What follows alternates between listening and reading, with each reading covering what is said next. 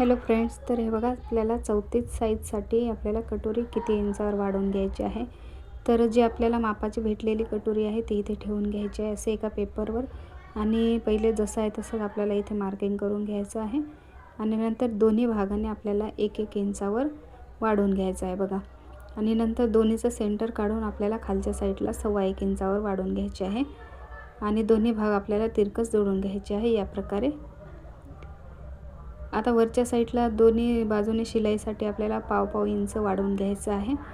आणि असं कटोरीमध्ये तिरकस जोडून घ्यायचं आहे आणि शेप देऊन घ्यायचा आहे कटोरीचा. तर या प्रकारे तुम्ही कोणत्याही मापाची कटोरी वाढवू शकता. फक्त साईडने आपलं अंतर बदलणार, प्रत्येक मापासाठी वेगवेगळं अंतर आपण वाढवायचं आहे. तर व्हिडिओ आवडला असेल तर लाईक, शेअर आणि चॅनलला सबस्क्राईब नक्की करा. धन्यवाद.